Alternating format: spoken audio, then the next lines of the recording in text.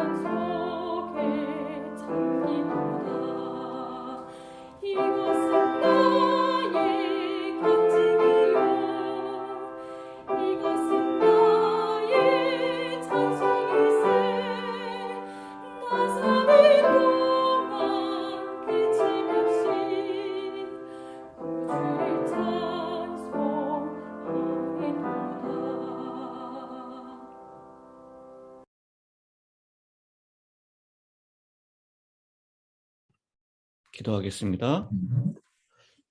하늘에 계시는 자비하신 아버지 하나님, 오늘 이 아침 저희를 다시 깨워주시고 주님의 말씀 앞으로 인도하여 주시니 은혜를 감사합니다. 아멘. 우리 모두에게 깨끗한 마음을 허락하여 주시고 우리의 대제사장 되시는 예수 그리스도를 향하여 우리의 눈을 주목하고 그분의 음성에 귀 기울이는 이 하루가 될 수 있도록 은혜를 베풀어 주시옵소서. 아멘. 이 시간 말씀 속에서 하나님의 은혜를, 귀한 은혜를 발견하는 시간 될 수 있도록 도와주시옵기를 예수님의 이름으로 기도드리옵나이다. 아멘. 감사합니다. 최영복 목사님, 히브리서 8장에 있는 말씀을 낭독해 주시기 바랍니다. 히브리서 8장. 지금 우리가 하는 말의 요점은 이러한 대제사장이 우리에게 있는 것이라. 그는 하늘에서 지극히 크신 이의 보좌 우편에 앉으셨으니 성소와 참 장막에서 섬기는 이시라. 이 장막은 주께서 세우신 것이요 사람이 세운 것이 아닙니다. 대제사장마다 예물과 제사들이 물류하여 세운 자니 그러므로 그도 무엇인가 드릴 것이 있어야 할지니라. 예수께서 만일 땅에 계셨더라면 제사장이 되지 아니하셨을 것이니 이는 율법에 따라 예물을 드리는 제사장이 있음이라. 그들이 섬기는 것은 하늘에 있는 것의 모형과 그림자라. 모세가 장막을 지으려 할 때 지시하심을 얻은 것과 같으니 이르시되 산과 모든 것을 산에서 내게 보이던 본을 따라 지으라 하셨느니라. 그러나 이제 그는 더 아름다운 직분을 얻으셨으니 그는 더 좋은 약속으로 세우신 더 좋은 언약의 중보자라. 저 첫 언약이 무흠하였더라면 둘째 것을 요구할 일이 없었으려니와 그들의 잘못을 지적하여 말씀하시되 주께서 이르시되 볼지어다 날이 이르르니 내가 이스라엘 집과 유다 집의 집과 더불어 새 언약을 맺으리라. 또 주께서 이르시되 이 언약은 내가 그들의 열조의 손을 잡고 애굽 땅에서 인도하여 내던 날에 그들과 맺은 언약과 같지 아니하도다. 그들은 내 언약 안에 머물러 있지 아니하므로 내가 그들을 돌보지 아니하였느니라. 또 주께서 이르시되 그날 후 내가 이스라엘 집과 맺은 언약은 이것이니 내 법을 그들의 생각에 두고 그들의 마음에 이것을 기록하리라.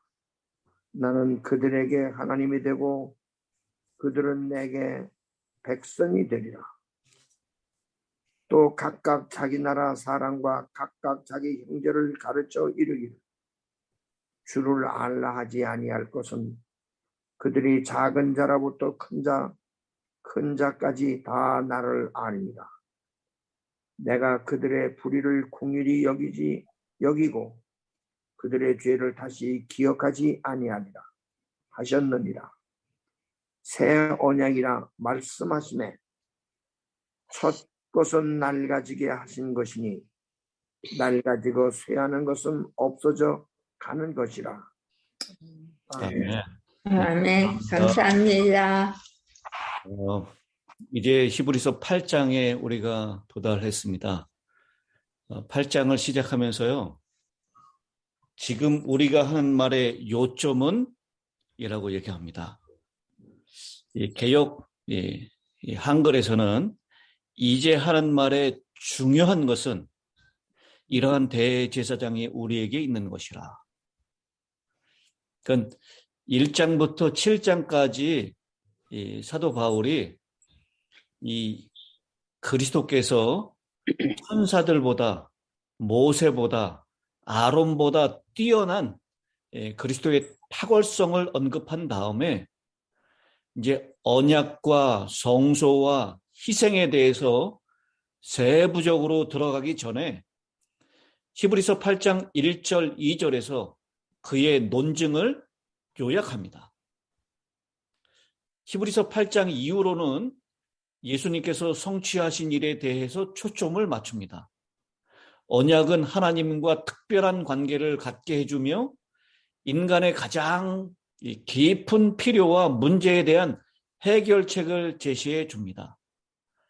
바로 여기에서 이제 더 좋은 것들에 관한 위대한 주제가 등장합니다.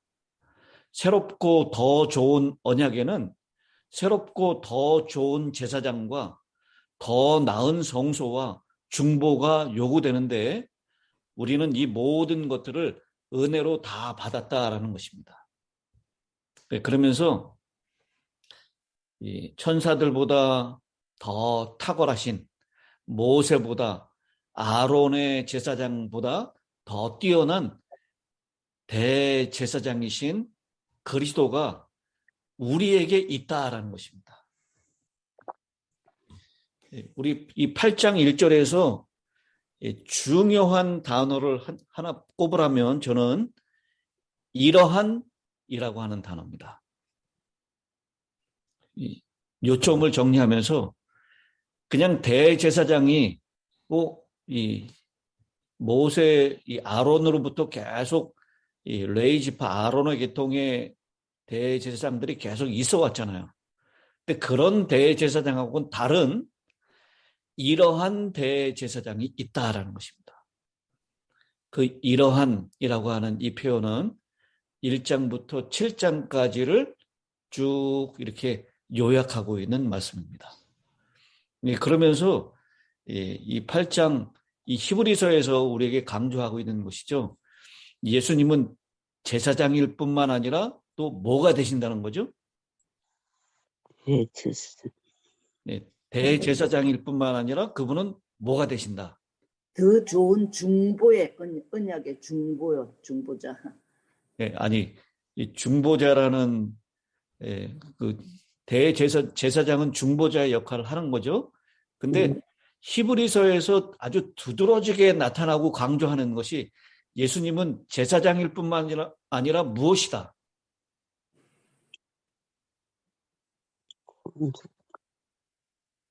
뭐라고 생각하십니까? 예수님은 제사장일 뿐만 아니라 그 1절의 후반부에 나오는 거죠. 보좌 우편에 앉아 계시다. 예, 보좌에 앉으신 분은 누구예요? 하나님. 하나님. 아니, 일반적으로 이 보좌에 앉는 사람은 누굽니까? 제사장이 앉나요? 왕이 왕이에요, 왕. 그 예수님은 제사장일 뿐만 아니라 왕이다라는 것을 히브리서에 강조하고 있어요.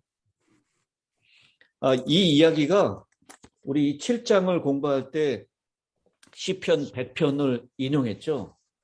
이 시편 100편에 나오는 이 말씀도 역시 주님께서는 이 왕이실 뿐만 아니라 제사장이다라고 하는 것을 말씀하고 있는 것입니다. 시편 110편입니다. 100편이 아니라. 시편 110편 1절. 여호와께서 내 주에게 말씀하시기를 내가 네 원수들로 네 발판이 되게 하기까지 너는 내 오른쪽에 앉아 있어라.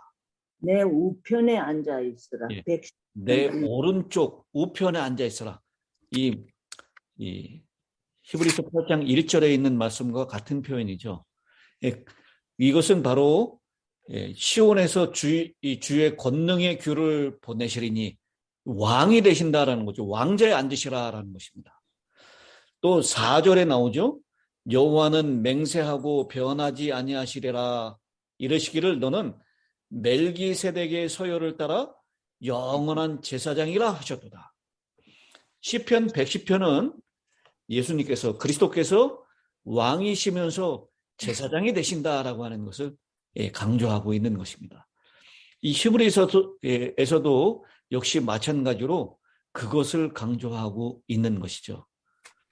예수님이 대제사장인데 보통 분이 아니다. 이러한 대제사장이다.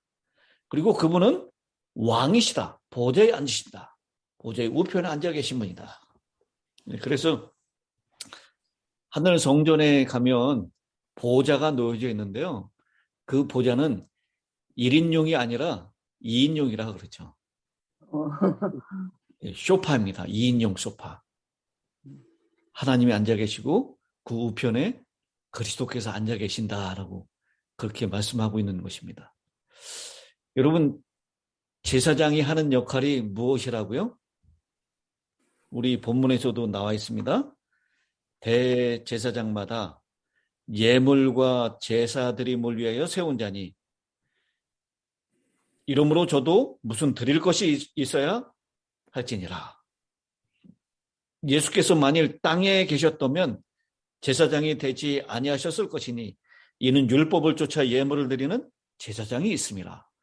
이 땅에 있을 때는 모세의 레위 지파 사람들만, 아론의 계통만 제사장이 됐죠. 근데 아시다시피 예수님은 어느 지파입니까? 유다 지파죠.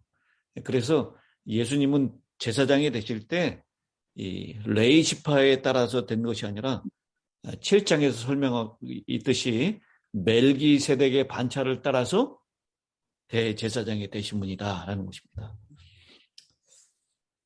여러분, 제사장이 하는 역할은 중보의 역할이다라고 하는 것 기억하시면 좋겠는데요. 6절에 중보라고 하는 말이 나오죠.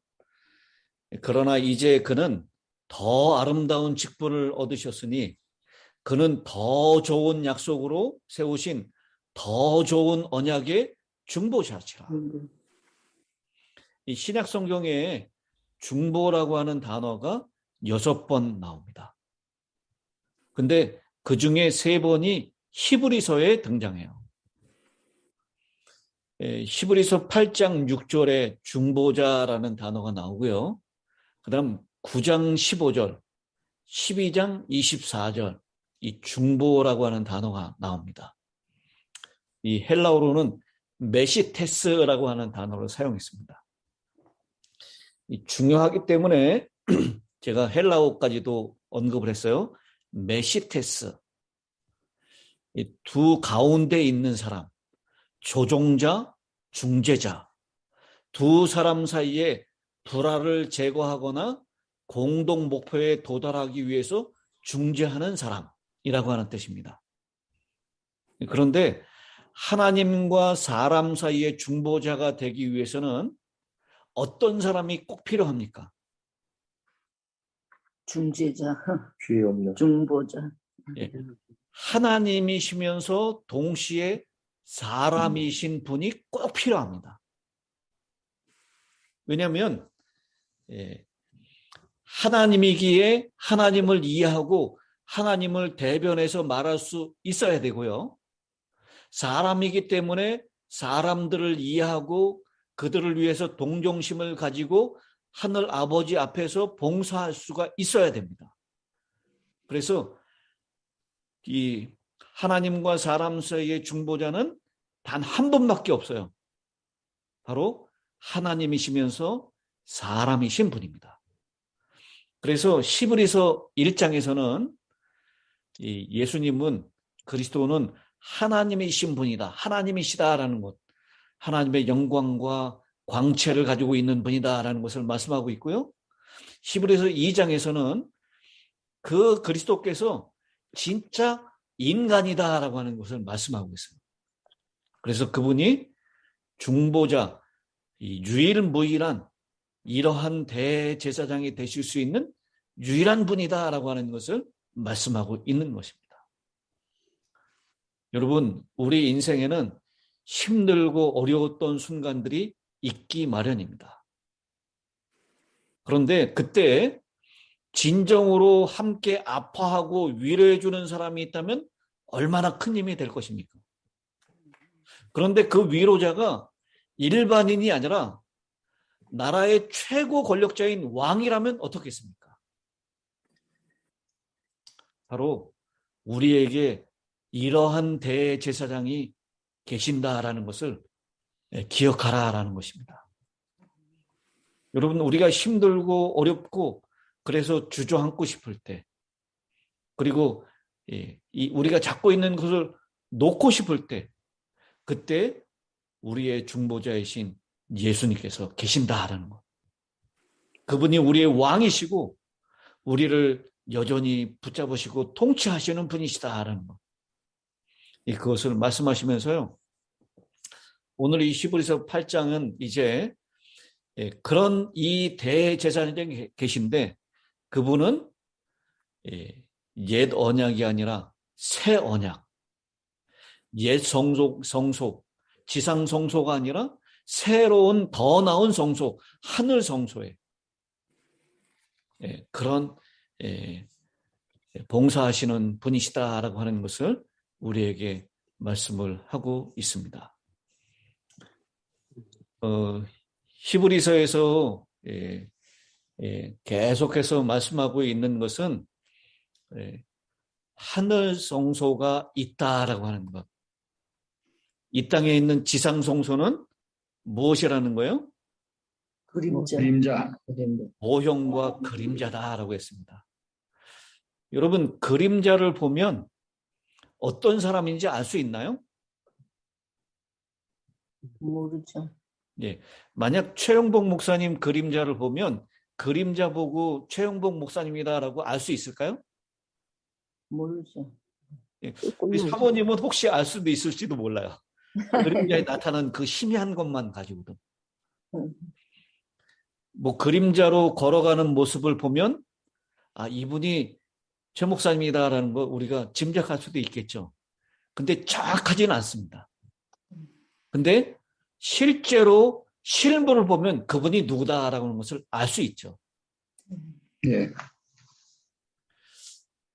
우리 출애굽기 25장인가요? 예, 하나님께서 모세에게 하늘에 있는 참것, 참 성소를 보여주시고 그것의 모형과 그림자인 이 땅의 지상 성소를 지으시라고 말씀하셨어요. 근데 그것이 이 하늘에 있는 것을 희미하게 보여줄 뿐입니다. 근데 그것도 역시 역할은 마찬가지예요. 이 지상 성소에서 양 잡고 염소 잡고 소 잡고 드리는 모든 그 희생 제물은 전부 다 누구를 상징하는 것이었습니까? 예수님의 십자가의 희생을 상징하는 것이에요. 그리고 그 피 흘림을 통하여 죄사함이 있다라고 하는 것을 상징하는 것이었습니다.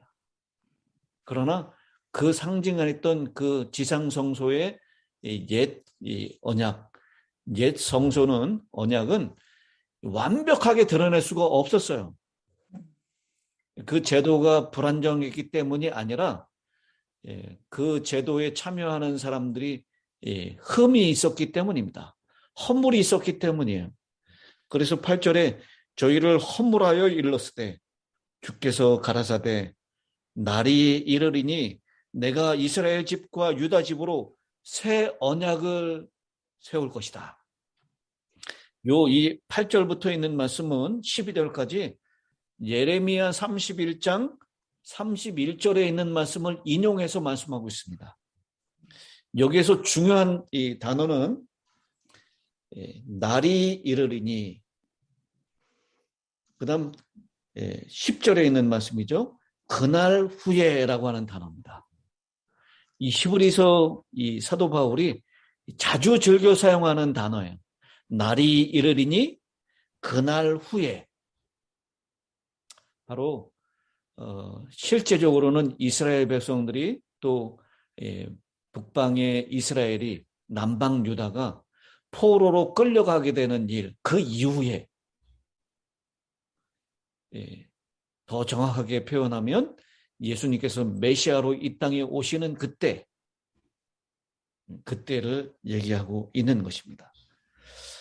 그 새 언약이라고 하는 것, 이 옛 언약이 부족하고 모자라서가 아니라 이 하나님께서는 새 언약을 통하여 옛 언약이 상징하고 그림자처럼 표현했었던 실체가 이 땅에 오신다라고 하는 것을 강조하고 있는 것입니다. 그러면서요, 그 새 언약과 옛 언약을 이렇게 구별해 놓고 있는데, 가장 큰 차이점과 우리에게 복된 소식은 무엇이냐면 12절에 있는 말씀이라고 저는 생각합니다.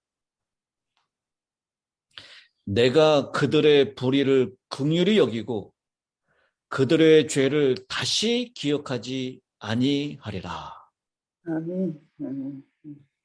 이 옛 언약은 희생 제물이 불완전했습니다. 그리고 그 나타내는 것이 영원하지 못했어요. 그래서 우리가 양을 한번 잡고 염소를 한번 잡을 때 그 한 번 잡아준 것으로 끝낼 수가 없었습니다. 계속 반복해서 잡았어야 해요. 그러나 새 언약의 희생 제물인 예수 그리스도 하나님의 어린 양은 한 번만 잡으면 됩니다. 단번에 드려지는 것입니다.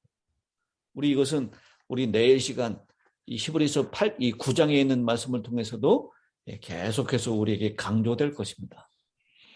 예수님께서 십자가에 달려 돌아가심으로, 십자가에 피 흘리심으로 그분은 우리의 죄를 다시는 기억하지 않는다라고 보증하고 계십니다. 그러면서요, 우리 이사야 38장 17절이죠. 모든 죄를 어디로 던지신다고요? 모든 죄를 그의 등 뒤로 던지셨다. 미가서 7장 19절에 있는 말씀이죠. 우리의 죄를 어디에다 던지신다고요? 등 뒤로. 이사야 38장 17절은 등 뒤로 던진다라고, 돌아보지 않는다라고 하셔요. 미가서 7장 19절은 우리의 죄를 깊은 바다에 던지신다라고 해요. 그러면서 다시 기억하지 아니할 것이다.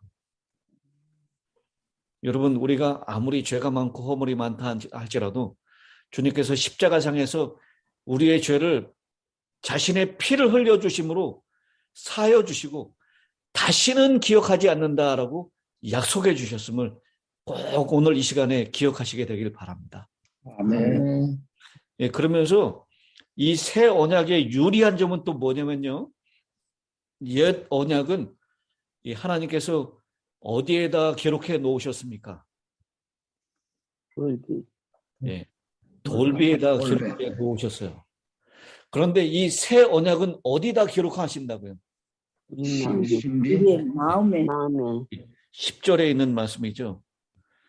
또 주께서 가라사대 그날 후에 내가 이스라엘 집으로 세울 언약이 이것이니 내 법을 저희 생각에 두고 저희 마음에 이것을 기록하리라.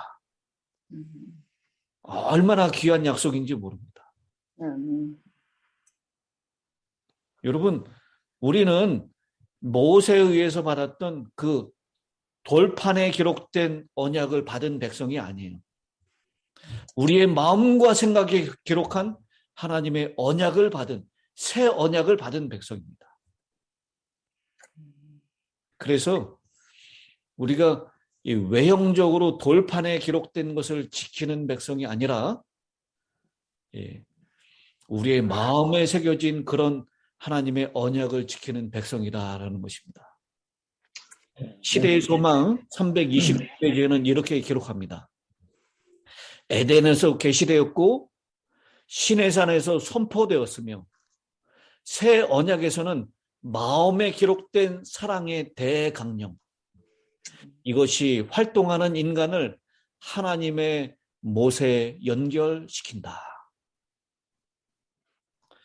우리의 마음에 기록되었기 때문에 이 새 언약은 이제 사람들에게 이렇게 증거하고 가르칠 필요가 없다라고 했어요. 우리 이 호세아 선지자는 이 백성들이 무엇이 없기 때문에 망한다라고 얘기하죠? 지식이 없어서 망하는 도다. 하나님을 아는 지식이 없기 때문에 망한다라고 했습니다. 그러나 이제 이 새 언약은 이 사람들에게 가르칠 필요가 없다라고 얘기했죠. 11절에 저희가 작은 자로부터 큰 자까지 다 나를 알미로다라고 했습니다. 하나님과 개인적으로 체험적으로 하나님을 아는 교제 가운데로 인도하신다라는 것입니다.